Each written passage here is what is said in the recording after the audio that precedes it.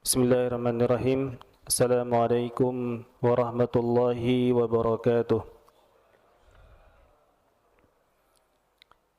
Alhamdulillahi ala ihsanih wa syukrullahu ala taufiqihi wa amtinanih. Ashhadu an la ilaha illallah ta'ziman lisyanih wa ashhadu anna Muhammadan abduhu wa rasuluhu adda'i ila ridwanih. Sallallahu alaihi wa ala alihi wa ashabihi wa jami'i ikhwani. Amma ba'du. Jamaah subuh yang dimuliakan Allah Subhanahu wa taala. Mari kita bersyukur kepada Allah Subhanahu wa taala dan memujinya. Memuji Allah Subhanahu wa taala di semua keadaan, baik kita mendapatkan kenikmatan atau kita mendapatkan cobaan. Kita memujinya ketika mendapatkan kenikmatan, kebahagiaan dengan mengucapkan Alhamdulillahilladzi bini'matihi tatimmus shalihat. Segala puji bagi Allah yang dengan nikmatnya sempurnalah segala kebaikan. Dan hadirnya kita hari ini di masjid yang mulia ini adalah bagian dari kebahagiaan dan kenikmatan yang mengharuskan kita memuji dan bersyukur kepada Allah Subhanahu wa taala. Demikian pula ketika kita mendapatkan musibah, ujian, kita pun tetap memuji Allah Subhanahu wa taala dengan mengucapkan alhamdulillahi ala kulli halin. Segala puji bagi Allah di setiap keadaan. Salawat dan salam semoga senantiasa terlimpah curahkan kepada baginda Nabi Muhammad sallallahu alaihi wasallam, manusia yang paling mulia, kekasih Allah Subhanahu wa taala, suri tauladan kita, yang telah menyampaikan risalah Islam kepada kita. Sebuah risalah yang menjadi penutup semua risalah. Sebuah agama yang menjadi penyempurna bagi agama-agama lain. Sebuah agama yang Allah peruntukkan bukan hanya bagi kaum tertentu tapi bagi semesta alam. Allah Subhanahu wa taala berfirman, "Wa ma arsalnaka illa rahmatan lil alamin." Tidaklah aku mengutus engkau kecuali sebagai rahmat bagi semesta alam. Dan bagian dari syariat beliau adalah ya fikih muamalah. Ya fikih bagaimana kita berinteraksi dengan sesama manusia. Ya baik dalam transaksi jual beli, utang piutang, pinjam meminjam, warisan dan muamalah lainnya. Ya sehingga mempelajarinya merupakan bagian dari tanda kebaikan yang Allah berikan kepada seorang hamba. Rasulullah sallallahu alaihi wasallam bersabda, "Man yuridillahu bihi khairan yufaqihu fid din." Ya, siapa yang Allah kehendaki kebaikan padanya, maka Allah jadikan dia memahami ya agamanya. Dan ajaran agama Islam itu atau fikih itu terangkum dalam 4 bab. Yang pertama fikih ibadah, semisal wudu, ya salat, puasa, zakat, haji, umroh dan seterusnya. Kemudian fikih muamalah, ya jual beli, utang piutang, ya menitipkan barang, pinjam meminjam dan seterusnya. Kemudian fikih al-ahwal asy-syakhsiyah, ya berkenaan dengan pernikahan, ya talak, khulu, rujuk dan seterusnya. Kemudian fikih jinayah yang berkaitan dengan pidana dalam Islam. Dan kita mengkaji satu di antara 4 bab ini, yaitu fikih muamalah, yang artinya kalau kita menguasainya berarti kita menguasai 1/4 fikih, yang artinya kita mendapatkan ya 1/4 dari kebaikan yang Allah kehendaki bagi seorang hamba, yaitu mendalami agamanya. Ya kita sudah menjelaskan beberapa hal tentang ya hukum berkenaan dengan harta haram.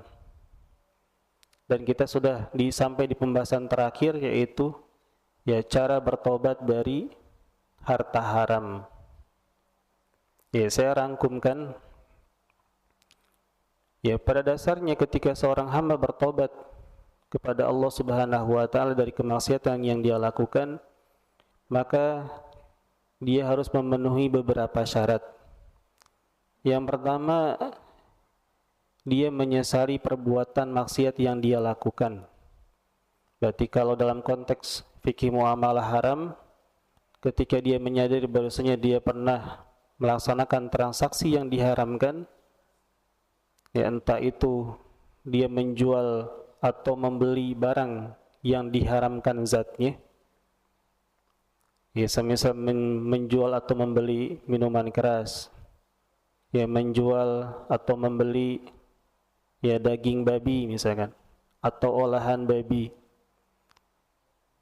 ya atau dia melakukan transaksi yang diharamkan ya karena cara melakukannya salah, jual beli ya LM dengan cara tidak tunai, tukar menukar uang ya dengan selisih, ya dengan adanya selisih 100.000 ditukar dengan 90.000, ya pecahan 10.000 baru, ya total 90.000, selisih 10.000. Ini dilarang.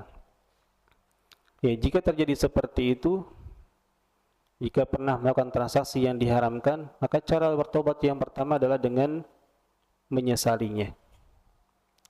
Ya, karena Nabi kita mengatakan an-nadamu, ya, atau at-taubatu an-nadamu. Bahwasanya taubat itu adalah dengan menyesal. Dan seorang hamba bisa menyesali perbuatan maksiat yang dia lakukan manakala dia mengetahui bahwasanya itu adalah kemaksiatan. Bahwasanya Allah Subhanahu wa taala membenci praktek tersebut, bahwasanya Nabi mengharamkan praktek tersebut. Semakin dia mengagungkan Allah, syariatnya dan nabinya, maka semakin dia menyesali perbuatan tersebut, karena berarti dia melakukan perbuatan yang dibenci ya oleh Allah dan Rasulnya. Kemudian yang kedua, dia menyudahi perbuatan tersebut. Ya menyudahi bukan karena kapok ya. Ya ada orang yang mudanya dulu bermaksiat, minum khamr, sudah tuanya sakit-sakitan berhenti karena kapok. Bukan, tobat bukan berhenti karena kapok. Tobat itu ibadah. Berhentinya bukan karena kapok, tapi karena tahu bahwasanya sekecil apapun kemaksiatan, ya itu bertentangan dengan keagungan Allah Subhanahu wa taala. Ya, sekecil apapun kemaksiatan, ya itu berarti melanggar hak Allah Subhanahu wa taala. Yang harus dituruti perintahnya, ya baik kecil maupun besar, baik sunnah maupun wajib. Yang harus dihindari larangannya, baik besar maupun kecil, baik yang haram maupun yang makruh. Kemudian yang ketiga, ya bertekad untuk tidak mengulanginya. Ya ketika tiga syarat ini terpenuhi, maka secara umum dia sudah bertobat. Ya, tapi beda halnya dengan taubat di dalam fikih muamalah, dalam praktik muamalah yang diharamkan. Ada tambahan. Jadi tiga syarat tadi itu berkenaan dengan hubungan kita dengan Allah Subhanahu wa taala. Ketika seorang hamba bermaksiat kepada Allah Subhanahu wa taala, melanggar hak Allah Subhanahu wa taala, maka cara bertobatnya dengan tiga hal tadi. Adapun ketika seorang hamba bermaksiat kepada Allah dengan cara melanggar hak orang lain, maka selain tiga hal tadi ditambahkan, ya, yaitu dia harus meminta kehalalan kepada orang yang dia zalimi, meminta maaf atau mengembalikan haknya. Ya, kalau dia sudah memaafkan tanpa harus mengembalikan haknya, maka sudah selesai. Tapi kalau dia mempersyaratkan hak dia harus dikembalikan, maka harus dikembalikan. Ini konsep utamanya atau konsep besarnya ketika seorang hendak bertobat dari harta haram. Kemudian rinciannya. Ya, rinciannya kita perhatikan kepada siapa kita, ya, atau ya kita perhatikan ya objek yang kita langgar haknya gitu kan, atau kita merampas atau kita memiliki harta haram dari siapa.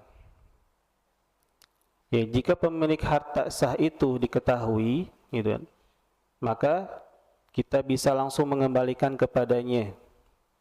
Ya, jika harta haram itu kita miliki dengan cara ya tanpa seizinnya. Jadi kita harus memperhatikan dua hal ya. Pertama berkaitan dengan ya orang yang menjadi pemilik harta haram. Yang kedua ya berkenaan dengan ya cara memilikinya. Ya, berkenaan dengan pemilik harta haram kemungkinannya ada dua. Ya, kita mengetahui keberadaannya dan bisa mengembalikan harta milik dia kepadanya. Atau kita tidak mengetahui keberadaannya. Ya, atau dia sudah meninggal dunia. Atau saking banyaknya ya orang yang terzolimi gitu kan, ya tidak bisa diidentifikasi satu persatu, ya maka ada cara atau langkah yang berbeda dengan keadaan yang pertama. Kemudian dari sisi cara memilikinya, ya ada yang dimiliki dengan seizin pemiliknya, ya kemudian ada yang dimiliki tanpa seizin pemiliknya. Contoh misalkan yang dimiliki seizin pemiliknya berarti transaksi jual beli tapi diharamkan. Misalkan terjadi transaksi jual beli barang yang diharamkan, ya transaksi tersebut dalam pandangan fikih muamalah tidak sah. Ya karena tidak sah berarti ya harus dikembalikan. Ya si pembeli harus mengembalikan barang kepada si penjual dan si penjual harus mengembalikan uang kepada si pembeli.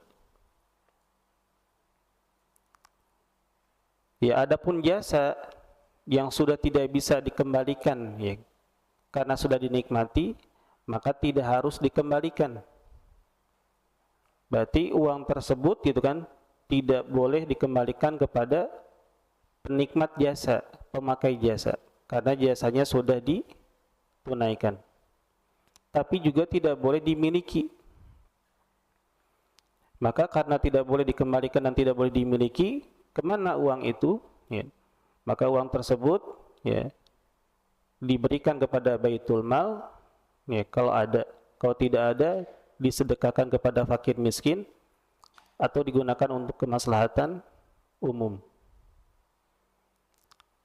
Kemudian cara yang kedua dimiliki tanpa seizin pemiliknya. Misalkan ya mencuri, merampas, korupsi. Maka ini harus dikembalikan kepada pemilik sahnya. Ya, sehingga kita bisa merangkum bahwasanya ketika seseorang memiliki harta haram, maka langkah pertama ya, dia harus identifikasi ya, dengan cara apa saya memilikinya. Ya, kalau dengan seizin pemiliknya, maka perhatikan jika itu barang ya, transaksi barang yang bisa dikembalikan kepada pemiliknya, maka kembalikan. Tapi kalau itu transaksi jasa yang sudah digunakan jasanya, maka tidak perlu dikembalikan ya uangnya, tapi tidak boleh dimiliki. Ya, kemudian uang tersebut diberikan atau diserahkan ke Baitul Mal jika ada, jika tidak ada diserahkan kepada fakir miskin atau digunakan untuk kepentingan umum. Kemudian setelah itu perhatikan lagi ya, pemilik harta tersebut ya diketahui keberadaannya atau tidak.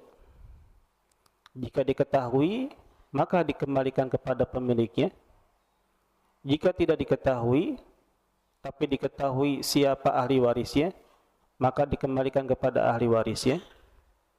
Jika tidak diketahui ahli warisnya, tapi diketahui bahwa si pemilik harta ini punya utang piutang dengan pihak lain, maka uang miliknya ya, dibayarkan untuk membayar hutangnya. Jika tidak diketahui dia memiliki hutang yang harus dibayarkan, maka diserahkan kepada Baitul Mal jika ada. Jika tidak ada, maka diserahkan kepada fakir miskin atau kemaslahatan umum. Ini cara bertobat dari harta haram. Ya, pertanyaan berikutnya.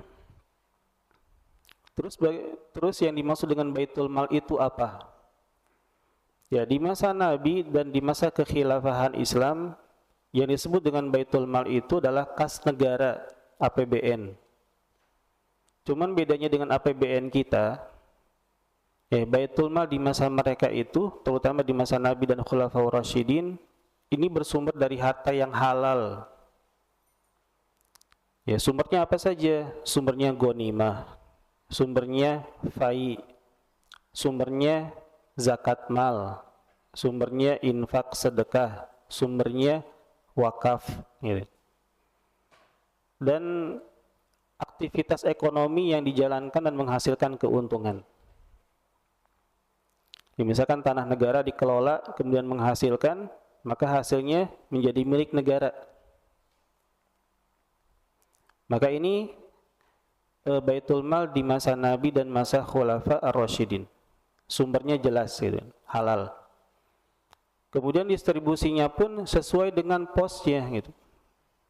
Ketika sumbernya berasal dari zakat mal, berarti posnya untuk 8 mustahik. 8 golongan mustahik. Artinya di situ tidak ada zakat itu digunakan untuk pembangunan, tidak ada. Ya, karena pembangunan itu bukan bagian dari 8 golongan mustahik. Ya, fakir, miskin, ya, amil, kemudian hamba sahaya, orang yang berhutang, ya, musafir, ini kan bukan bagian dari ya pembangunan gitu kan. Gitu. Artinya ketika harta zakat digunakan untuk pembangunan jalan tol, perbaikan jalan, drainase, nah ini menyalahi aturan gitu. Karena tidak termasuk ke dalam satu di antara 8 golongan mustahik. Ya, artinya Baitul Mal di masa Nabi itu jelas sumbernya dan jelas juga kemana harus disalurkan. Terus apakah APBN ya sebuah negara bisa disamakan dengan Baitul Mal? Jawabannya tidak. Kenapa? Karena dalam APBN itu terdapat sumber yang ya syubhat atau haram malah. Gitu. Bahkan ada pos-pos tertentu gitu kan dialokasikan untuk hal yang diharamkan nih. Ya, misalkan membangun pariwisata, di sana ada penjualan minuman keras, ada prostitusi gitu. Dan ini sama sekali tidak sama dengan Baitul Mal. Ya, singkatnya berarti ya, APBN itu tidak sama dengan Baitul Mal.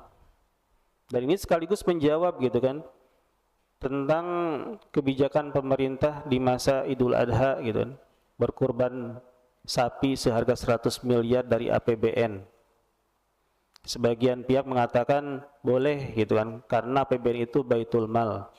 Dan Baitul Mal ya bisa digunakan untuk membeli hewan kurban dan ya kemudian dikurbankan atas nama rakyat ya.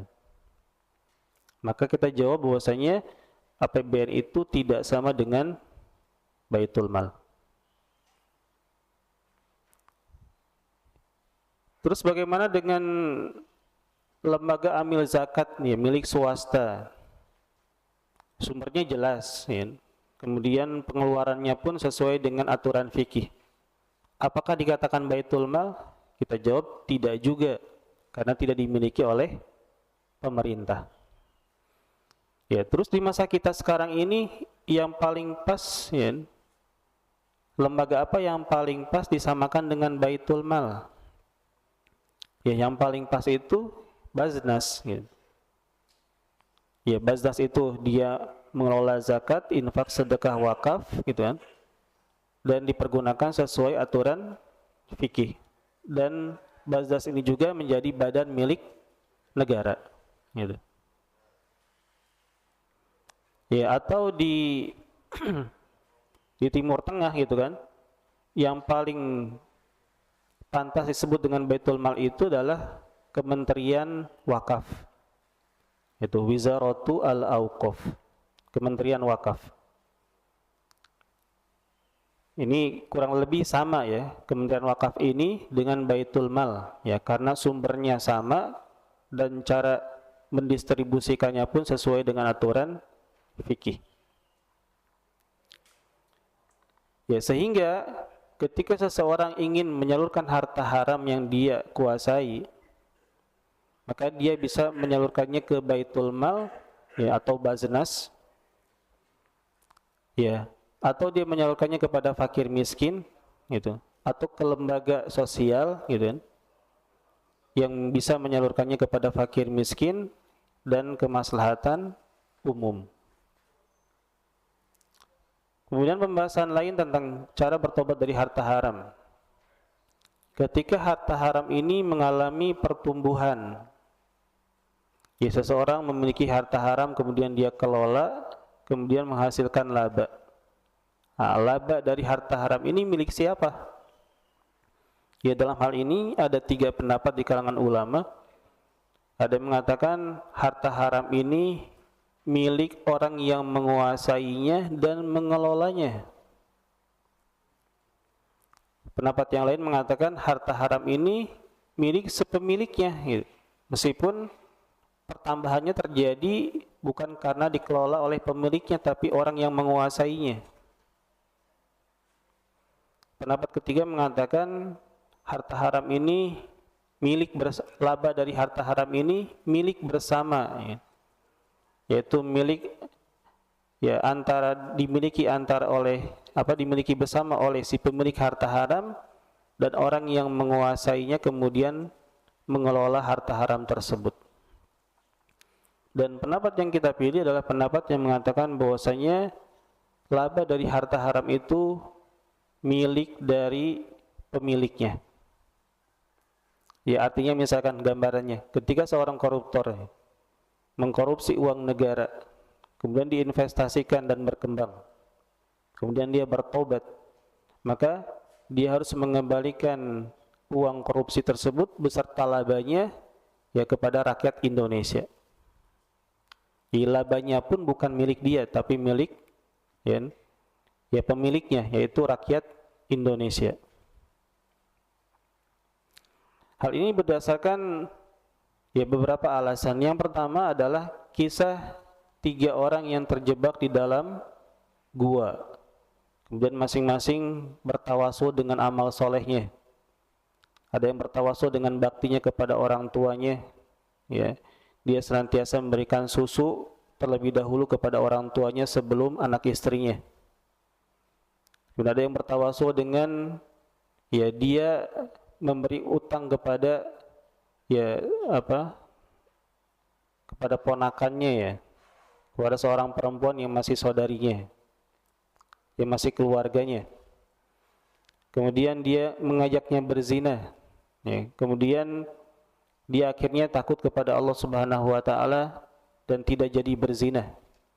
Kemudian yang ketiga, seseorang yang mempekerjakan beberapa orang, dia bayar upahnya kecuali 1 orang.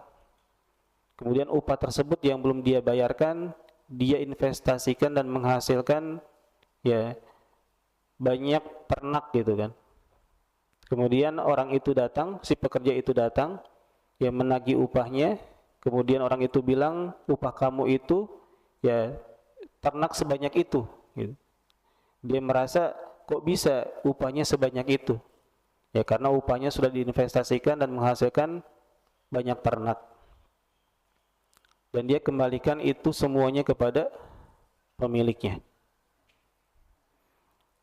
Dan hadis ini menunjukkan bahwasanya ya harta haram ketika diinvestasikan dan menghasilkan laba, labanya tetap menjadi pemilik sahnya. Juga kisah ya Urwah Al-Bariki. Ya, Urwah Al-Bariki ini diminta oleh Nabi untuk membeli seekor kambing. Nabi serahkan 1 dinar.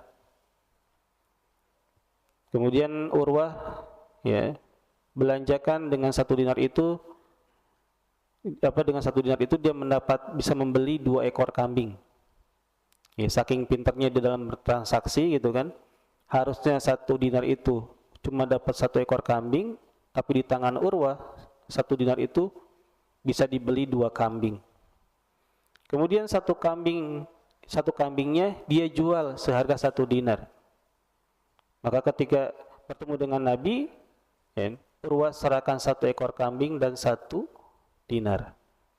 Kemudian Nabi mendoakan keberkahan kepada Urwah. Dan Nabi mengatakan sekiranya Urwah menjual tanah sekalipun pasti laku. Ini bakat ya, punya bakat jual beli. Padang ya, pandai berdagang. Ya, di sini disimpulkan bahwasanya apa? Bahwasanya ya Urwah yang mengelola 1 dinar milik Nabi, ya dia serahkan 1 dinar itu bersama dengan 1 ekor domba gitu kan. Jadi 1 dinar yang dia kelola untuk membeli 1 ekor kambing, ya dia berhasil dapatkan 2 ekor kambing dan diserahkan kepada Nabi, ya 1 dinar dan 1 ekor kambing, hasil penjualan 1 ekor kambing lainnya. Ya, kenapa? Karena uang tersebut milik Nabi. Jadi ini kesimpulan tentang tata cara bertobat dari harta haram. Sebelum kita lanjutkan ke tema yang baru, ya, yaitu karakteristik dan prinsip dasar ekonomi syariah, kita buka sesi tanya jawab dulu kali Pak ya. Kita buka sesi tanya jawab ya tentang ya seputar harta haram ya. Dan kita sudah ya, mempelajari banyak hal tentang hukum seputar harta haram. Silakan bagi jamaah yang ingin bertanya. Bapak dia bertanya. Woi, sebentar.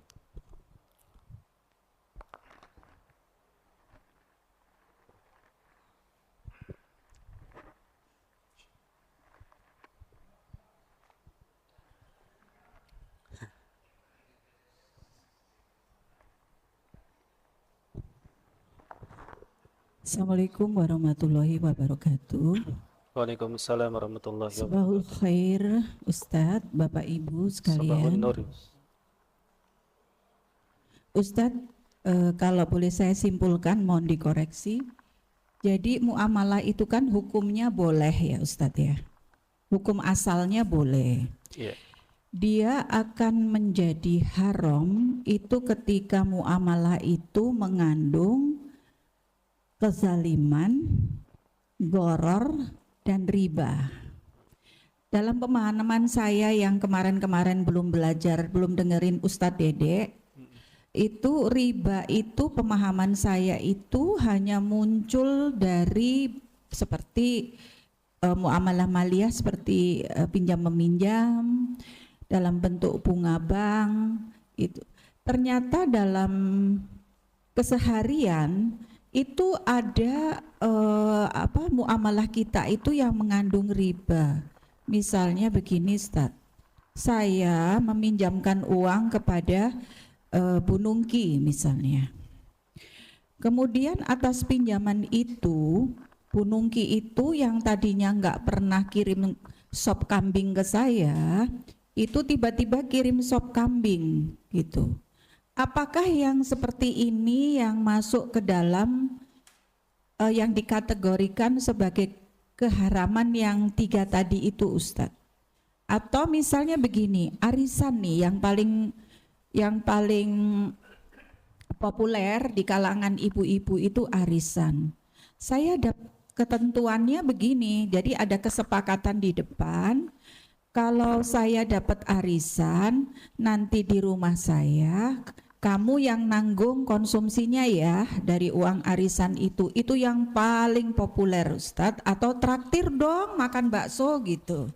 Nah, apakah yang begini tanpa kita sadari sebetulnya muamalah kita sehari-hari itu kadang-kadang terpeleset ke arah sana Ustadz gitu. Jadi mohon apa ya, insight apa pencerahan gitu Ustadz, supaya setidaknya apa sih yang bisa bikin kita aware itu, atau gini Ustadz, saya ke tukang sayur nih ya Bang, tolong beliin itu dong, daging sapi 1 kilo, terus uangnya saya kasihnya itu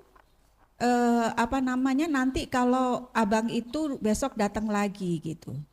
Apakah itu utang atau bagaimana begitu Ustadz? Terima kasih Ustadz. Wassalamualaikum warahmatullahi wabarakatuh. Waalaikumsalam warahmatullahi wabarakatuh. Tuh ya tadi banyak itu.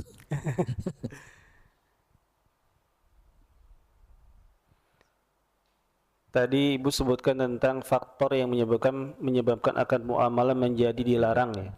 Setelah menyebutkan bahwasanya konsep dasar fikih muamalah itu adalah boleh. Ini akan kita pelajari nanti ya. Dan tentang faktor yang menyebabkan akad itu menjadi haram, ada banyak faktor ya, selain 3 tadi ya. Tapi secara besarnya memang 3 tadi yang disebutkan. Nanti kita akan pelajari itu ada 11 faktor yang menyebabkan akad muamalah menjadi dilarang gitu kan. Ya, dilarang di sini nanti hukumnya bisa haram, bisa makruh. Akan ada penjelasannya tersendiri. Dan ini yang menjadi inti dari pembahasan fikih muamalah gitu. Kita mengkaji setiap akad muamalah yang terjadi gitu kan. Dan ada beberapa model ya atau buku ya. Ada beberapa model penulisan fikih muamalah. Yang pertama dia menguraikan tentang muamalah klasik gitu kan. Ini yang biasa di buku-buku fikih ulama klasik. Ada juga yang menuliskan dengan metode fikih muamalah kontemporer yang hanya menyebutkan gitu kan akad-akad tertentu, kemudian alasan diharamkannya apa. Kelemahannya dia tidak mengenal konsep jual beli dalam fikih klasik itu seperti apa, konsep utang piutang dalam fikih klasik itu seperti apa, ya konsep menitipkan barang di fikih klasik itu seperti apa. Ini kelemahannya. Ya, sehingga kadang gitu kan ketika dihadapkan dengan kasus tertentu gitu kan yang belum pernah dia kaji, dia tidak bisa memberikan jawaban.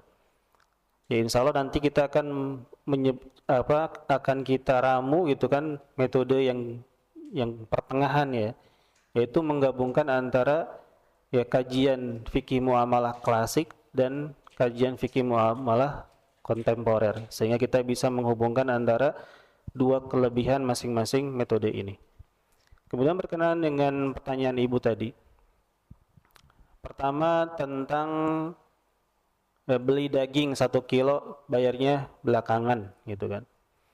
Jadi tentang transaksi ribawi itu ya, ada yang disebut dengan riba dalam utang piutang. Artinya kalau seseorang meminjam 100.000, dia harus mengembalikan 110.000. Kelebihan 10.000-nya itu riba. Ini riba dalam utang piutang. Dan ini diharamkan karena akad utang piutang dalam Islam itu akad tabarru, artinya akad sosial yang tidak boleh kita mengharapkan imbalan dari akad tersebut. Ya, karena tujuan kita memberikan pinjaman kepada orang yang membutuhkan itu semata-mata beribadah kepada Allah Subhanahu wa taala. Ya, berdasarkan sabda Nabi sallallahu alaihi wasallam, Allahu fi aunil abdi madamal abdu fi auni akhihi. Ya, Allah senantiasa menolong hambanya selama dia menolong saudaranya. Dan ketika seorang kreditur memberikan pinjaman kepada debitur, ya, berarti dia sedang menolong saudaranya dan dia sedang mengharapkan pertolongan dari Allah Subhanahu wa taala. Kemudian riba dalam jual beli. Dan ini pada komoditas tertentu saja. Ya. Disebutkan dalam hadis itu gandum kasar, gandum halus, ya, kemudian kurma, kemudian emas, perak, kemudian garam. Kalau di kita berarti ya makanan pokok beras, kemudian emas perak berarti uang atau LM ya. Ya, selebihnya sama gitu kan, selebihnya sama.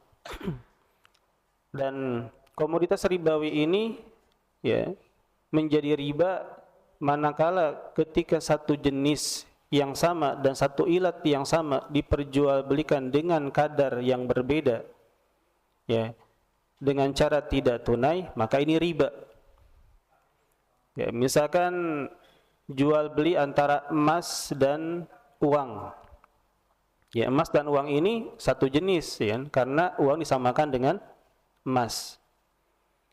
Ya, harus beda takarannya, ya. Harus sama takarannya atau jangan. Ya, emas dengan emas misalkan ya, emas dengan emas ya. Misalkan beda karat sekalipun gitu kan, ketika ditukar gramasinya harus sama. Karena masih satu jenis, satu ilah. Satu jenis, satu ilah.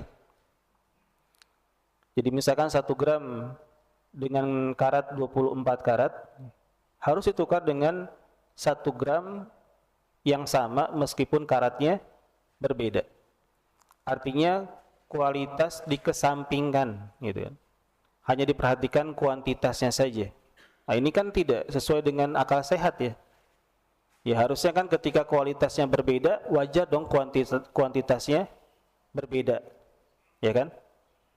Ya, sewajarnya menurut logika yang sehat itu kan, 1 gram ya, emas 24 karat ditukar dengan misalkan 2 gram emas kurang dari 24 karat gitu. Misalkan 22 karat. Ini kan akal sehatnya seperti itu kan. Karena beda kualitasnya. Jadi wajar kalau ditukar dengan beda kuantitas. Ya, tapi syariat kita melarang hal itu gitu kan. Kenapa dilarang gitu kan? Karena itu menjadi latihan bagi kita agar kita bisa menghindari riba yang lebih besar, yaitu riba dalam utang piutang. Kan banyak juga yang mewajarkan, wajar dong kalau saya pinjamin dia ya misalkan 100 juta untuk modal usaha, kemudian usahanya berkembang, kemudian saya minta kelebihannya gitu kan. Karena usahanya sudah berkembang gitu. Ada yang mewajarkan seperti itu? Jawabannya tidak boleh. Ya, karena tadi akad utang piutang dalam Islam itu sekalipun itu untuk investasi itu tidak boleh berbunga. Tidak boleh berbunga. Adapun ketika ya pihak debitur merasa berterima kasih kepada pihak kreditur yang sudah meminjamkan uang kepada dia untuk modal usaha kemudian berkembang dan dia mengembalikan lebih, maka tidak apa-apa karena tidak dipersyaratkan. Ya, misalkan saya meminjamkan 100 juta untuk usahanya berkembang dan dia merasa berterima kasih gitu kan. Kemudian dia kembalikan jadi 110 juta. Maka itu diperbolehkan. Dan itu bagian dari ya akhlak yang mulia gitu kan. Karena mengembalikan pengembalian dengan cara yang lebih baik. Sudah dibantu ya, dia akhirnya memberikan ya hadiah kepada orang yang telah membantunya.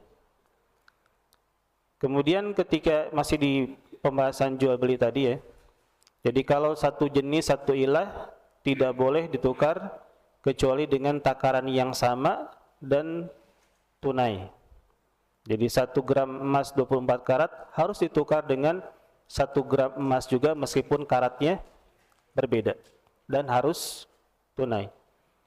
Kemudian ketika ilatnya sama, ya, jenisnya berbeda, ya, misalkan emas dengan uang, ilatnya sama-sama alat tukar, tapi jenisnya berbeda, satunya uang, satunya emas, maka tidak dipersyaratkan ya nominalnya sama, tapi dipersyaratkan harus tunai.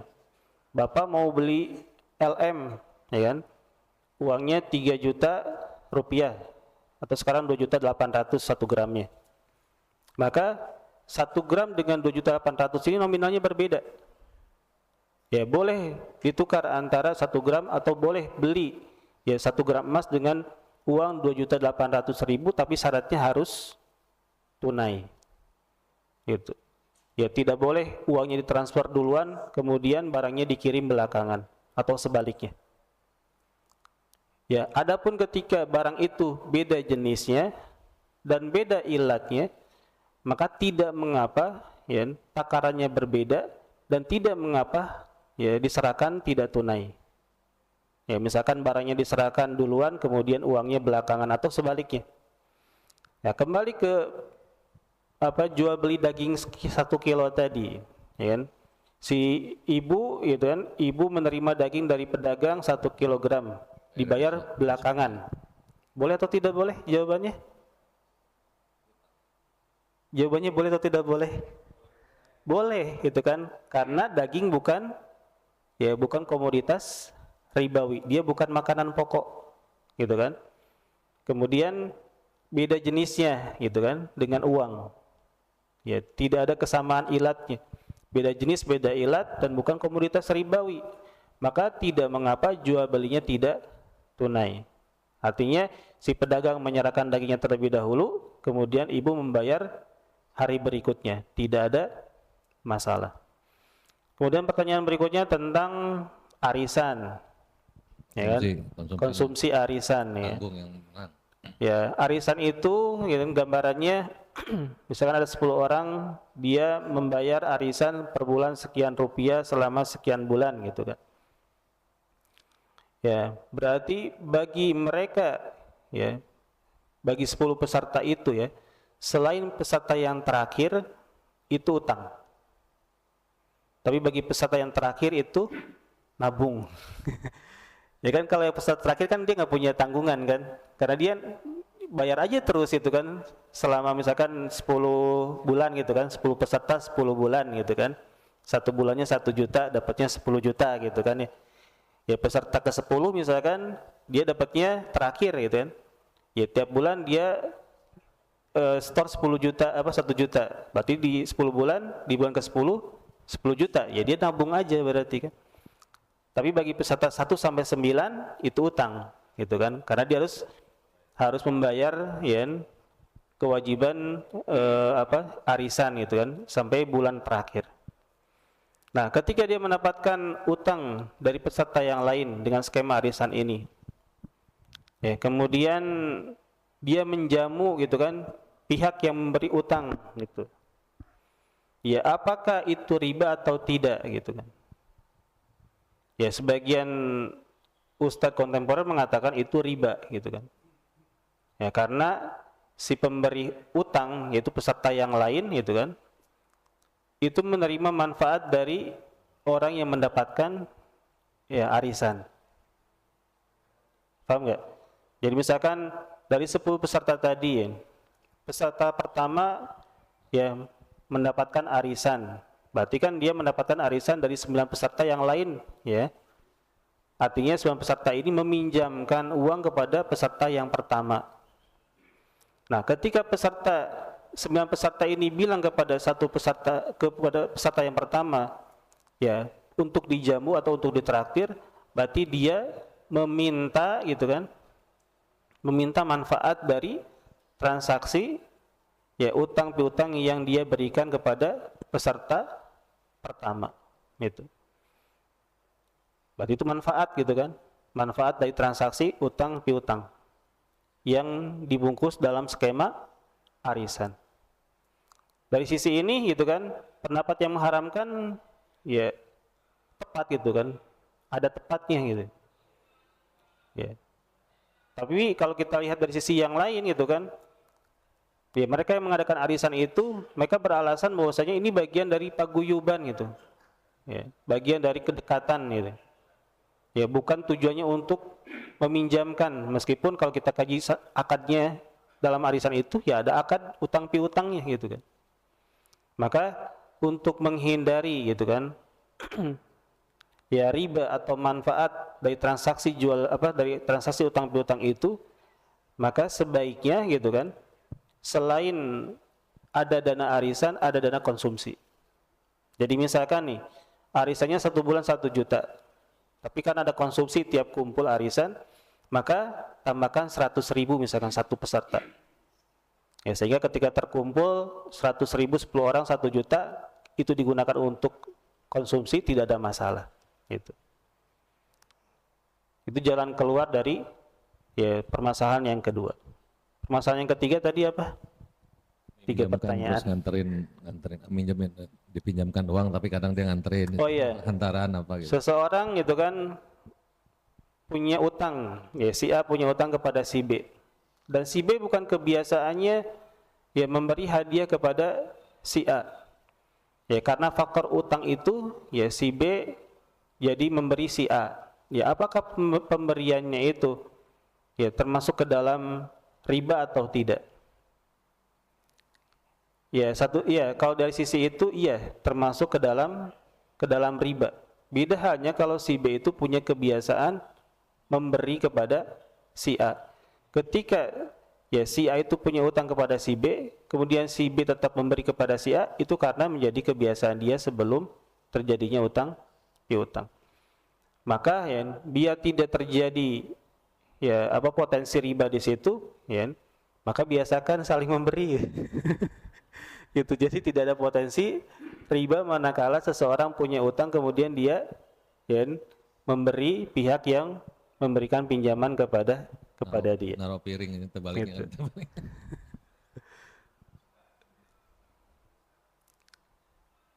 Jadi kalau kebiasaan begitu udah diabaikan ya, nggak ada masalah. Iya. Bapak mungkin ada yang tanya lagi?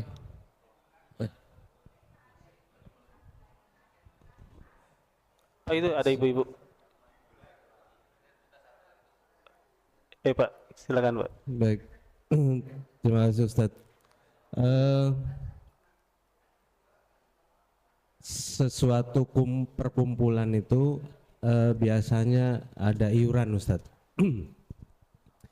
Dia memang diperjanjikan untuk kegiatan misalkan tadi makan-makan atau apa gitu kan.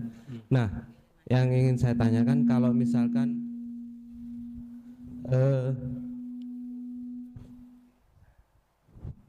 cek iuran kematian Ustadz. Iuran kematian ini setiap orang itu begitu ada yang meninggal baru ditetapkan sekian gitu iurannya. Jadi bukan bersifat kontinu jumlahnya, tapi pada saat ada yang kematian terus itu ada ditagih gitu Ustaz. Insidentil Pak ya? Insidentil, sebenarnya bukan insidentil, cuman cara menagihnya itu di sini itu sifatnya insidentil, bukan sesuatu yang bersifat rutin. Nah, jika ternyata ada yang lupa membayar atau apa gitu Ustaz, terus kemudian pada suatu saat dia dapat musibah, dia berusaha untuk, kan sudah lewat nih beberapa kali dia nggak bayar gitu kan, pada saat keluarganya dapat musibah dia ingin mendapatkan manfaat dari yang iuran tadi kan, biasanya dapat bagian kan yang meninggal itu. Nah, dia berusaha gimana caranya sama seperti BPJS. Kalau BPJS kan nunggak pada saat mau ada manfaat terus dia melunasi sekian gitu kan. Yeah. Nah, ini dia seperti itu sifatnya. Jadi kalau misalnya ada kebetulan dia nunggak berapa gitu, terus kemudian pada saat dia dapat musibah, terus dia pengen dapat bantuan iuran tadi, hasil bantuan kematian tadi, dia berusaha melunasi, tapi nggak bisa, misalkan cuma bisa separuh atau berapa, karena mungkin berat juga kalau misalkan sekian kali dia lewat ya. Nominalnya ditetapkan Pak? Nominalnya ditetapkan setiap kematian sekian kalau nggak salah ya. Misalkan 10.000 gitu kan. Nah, dia lewat nih, misalkan lewat 10 kali. Berarti kan 10 kali 10.000 kan. 100.000. Seharusnya dia lunasi dalam jangka, tapi karena dia sekian ini nggak pernah membayar, nggak pernah ikut, akhirnya pada saat dia dapat musibah dia cuma bisa sanggup bayar separuhnya. Nah, itu kira-kira termasuk apa ya Ustadz? Kegiatan riba atau bagaimana saya? Ini bertanya tentang pelakunya Pak. Sebenarnya bukan. Kalau misalkan setahu saya yang saya baca, itu sifatnya kan kayak asuransi. Asuransi sebenarnya kayak asuransi jiwa, itu kan haram seharusnya. Karena apa? Kita nggak tahu kapan dapat musibah, tapi kita membayar. Suatu saat kita mengharapkan misalnya cuma bayar sekali, terus tahu-tahu ada kecelakaan misalnya, kita kan dapat tuh santunan, padahal baru bayar sekali gitu. Nah, kira-kira yang seperti itu kan haram sifatnya karena ada ketidakpastian. Nah, iuran kematian itu kan sifatnya seperti itu. Kalau menurut saya, jika misalkan ditarik tiap continue tanpa ada ini berapapun, kecuali diputuskan sekian, pokoknya kembali. Kalau misalkan bayar 15.000 atau 10.000, dia dapat berapa, itu kan ditetapkan di awal gitu, Ustaz. Di kasus yang tadi, ketika si yang nunggak ini cuman mampu bayar setengahnya, yang dilakukan DKM apa, Pak? Bukan DKM, ada RW. Ada kumpulannya sendiri. Itu apa yang dilakukan? Makanya saya bertanya. Enggak yang sudah berjalan, seperti apa? Dia tetap diinikan karena dikasih diurus juga sih berapa biaya pemakaman. Enggak, tunggakannya dipotong dulu enggak? Enggak tahu juga nih. Ada enggak ya? Enggak.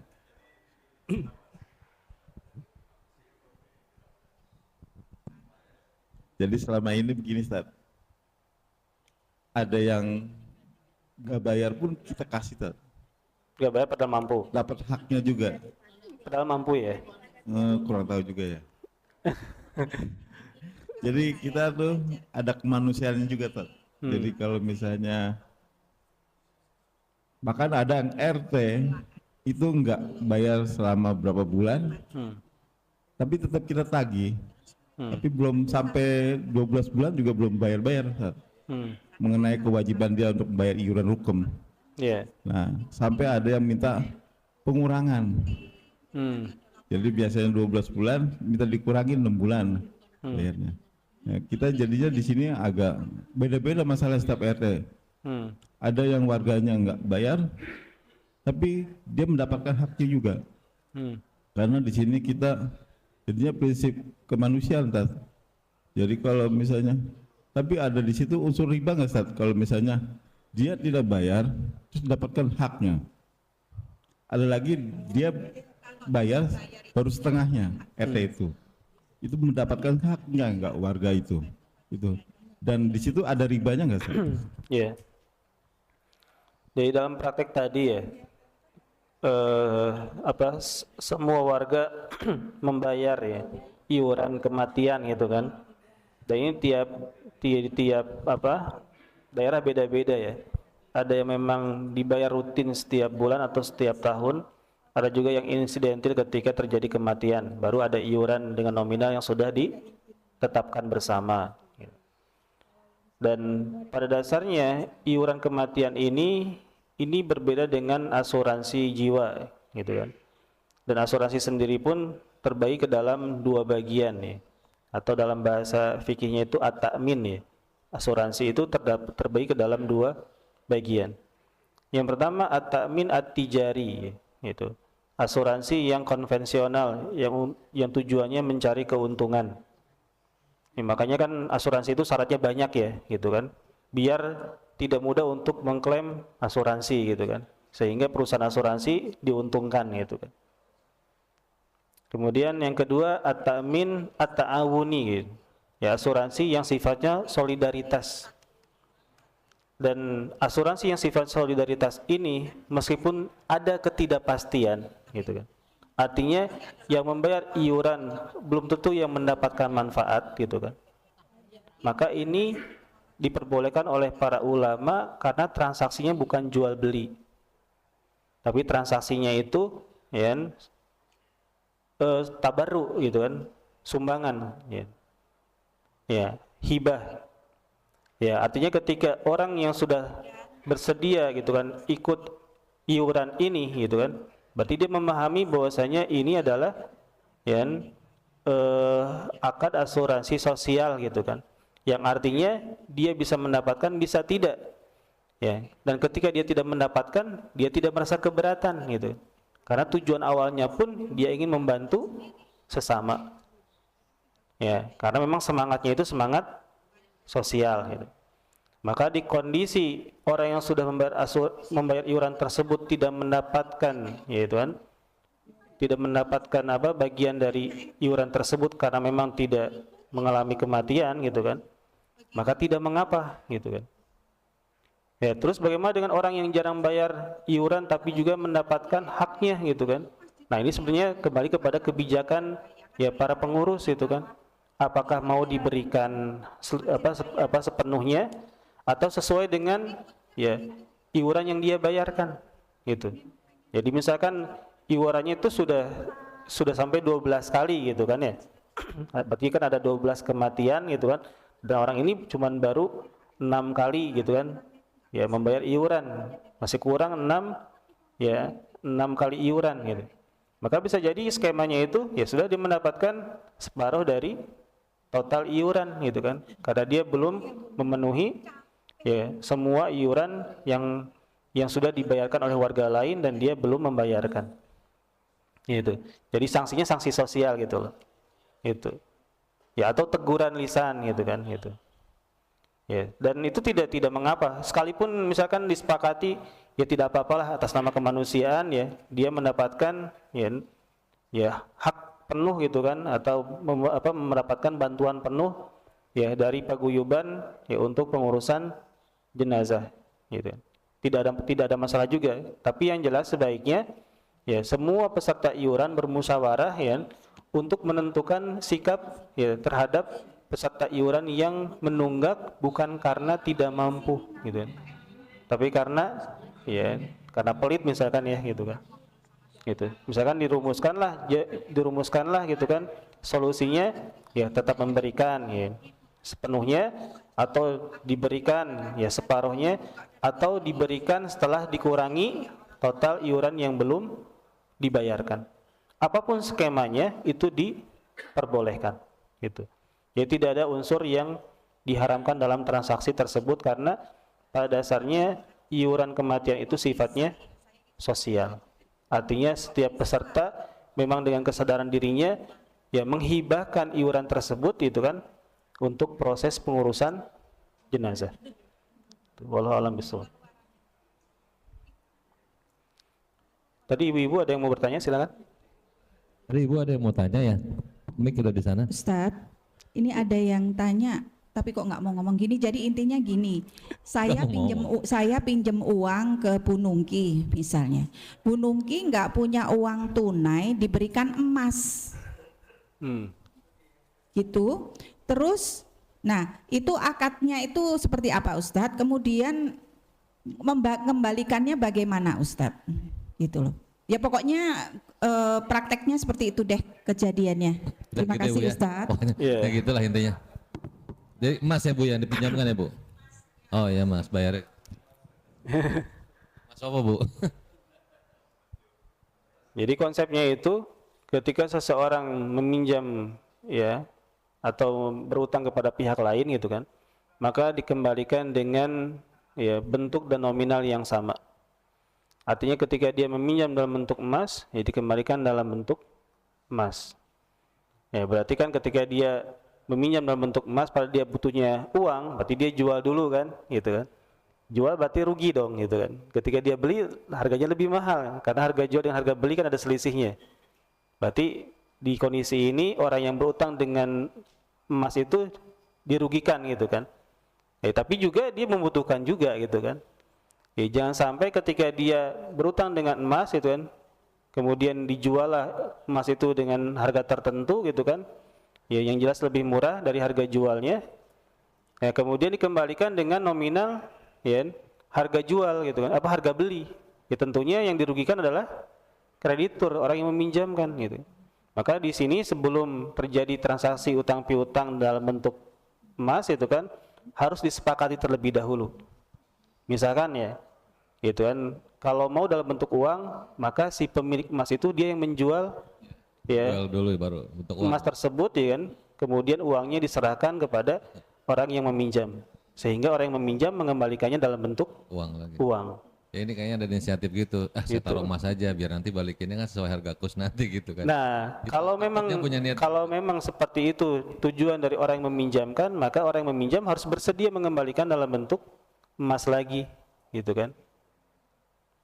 Karena pada dasarnya dia meminjam dalam bentuk emas dan kewajiban dia mengembalikan dalam bentuk yang sama. Enggak di zaman sekarang seperti itu. Tat. Kalau kayak pinjam misalkan 10 juta, nanti balik 10 juta. Kalau saya buat 10 juta emas kan baliknya ntar nggak 10 juta gitu Pak Ustadz. Iya. Sudah harga emas pada saat itu. Khawatir ada niatan seperti itu. Kalau ada niatan begitu bagaimana Tat?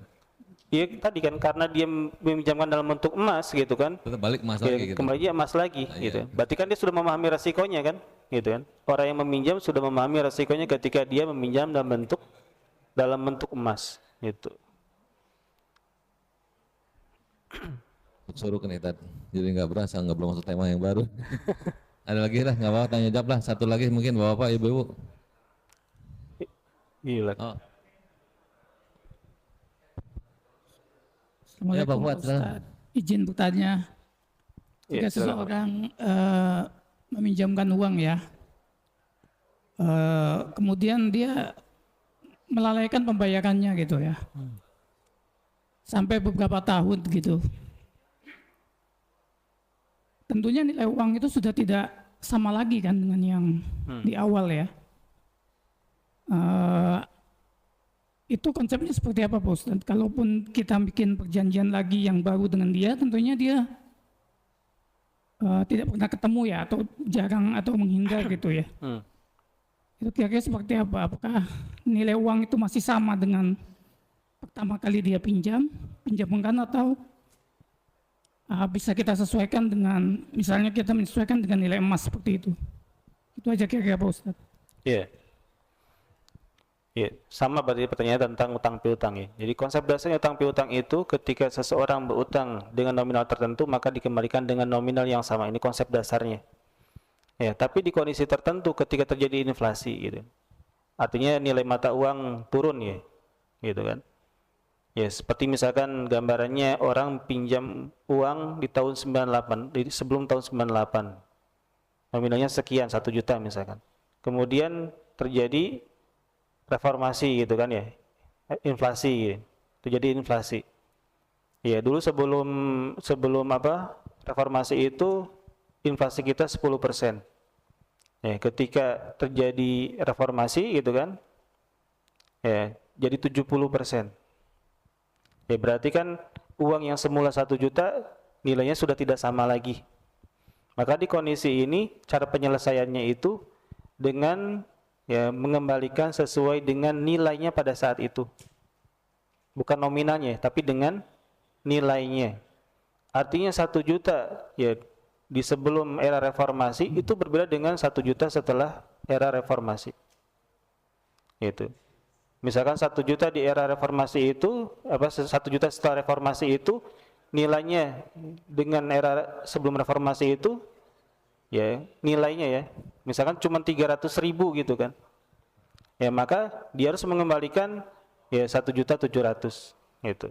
Jadi bukan 1 juta lagi, jadi dia harus mengembalikan kelebihannya agar setara dengan nilai sebelumnya, dengan catatan gitu kan kalau inflasinya itu ya sampai menurunkan nilai mata uang sampai ke sepertiganya. Signifikan lah maksudnya. Ya signifikan.